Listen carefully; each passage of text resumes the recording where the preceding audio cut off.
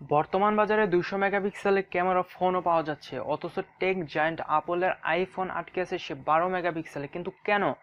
আজকে আমরা জানবো আইফোনের ক্যামেরা কেন 12 মেগাপিক্সেলের হয়ে থাকে। তো হ্যালো ভিউয়ার্স, আসসালামু আলাইকুম, this is Raihan Ahmed and welcome back technical tips and tricks.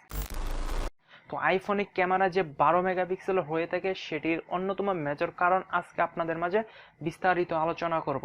তো চ্যানেলে নতুন থাকলে অবশ্যই সাবস্ক্রাইব করে আমাদের পরিবারের সদস্য হয়ে যাবেন, আর ভিডিওটি ভালো লাগলে অবশ্যই লাইক করতে ভুলবেন না। তো এখন কথা হচ্ছে আইফোন কেন 12 মেগাপিক্সেল থাকে। তো এইটির অন্যতম কারণ হচ্ছে প্রতিষ্ঠানটি মনে করে ফোনের জন্য 12 মেগাপিক্সেলের ক্যামেরাই যথেষ্ট।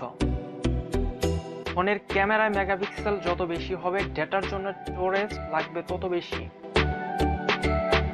ক্যামেরা যত বেশি মেগাপিক্সেলের হবে, স্মার্টফোনের তত বেশি ডেটা প্রসেস করতে হয়, ফলে ফোন ধীরগতির হয়ে যায়, ব্যাটারি দ্রুত ফুরিয়ে যায়। আর নাইট মোড কিংবা পোর্ট্রেট মোডে তোলা ছবি প্রসেস করতেও সময়ের প্রয়োজন হয়।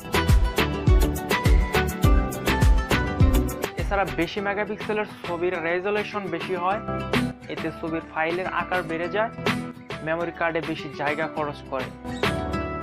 আবার কোথাও আপলোড করার সময় ব্যান্ডউইথও বেশি খরচ হয়। এখন কথা হলো ব্যান্ডউইথ কি? তো ব্যান্ডউইথ হলো কোনো নেটওয়ার্ক বা ব্রডব্যান্ড কানেকশনের মধ্য দিয়ে প্রতি সেকেন্ডে বা প্রতি একক সময়ে কি পরিমাণ ডেটা ট্রান্সফার হচ্ছে। আরো সহজ ভাষায় বলতে গেলে কোনো নির্দিষ্ট সময়ের মধ্যে কতটুকু বা কি পরিমাণ ডেটা ইউনিট ট্রান্সফার হবে, সেই পরিমাপকে ব্যান্ডউইথ বলে।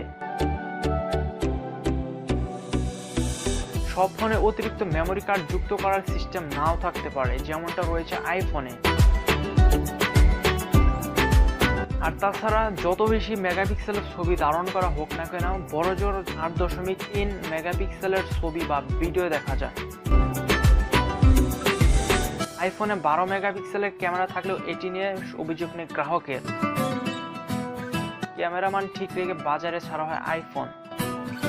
তো এটি হচ্ছে মূলত মেজর কারণ। আপনি যদি ডিফারেন্ট কোনো কারণ জেনে থাকেন অবশ্যই কমেন্ট বক্সে কমেন্ট করে জানিয়ে দেবেন। তো আজকের ভিডিও পর্যন্তই, দেখা হবে নেক্সট কোনো ভিডিওতে। সো ভালো থাকেন, সুস্থ থাকেন, আল্লাহ হাফেজ।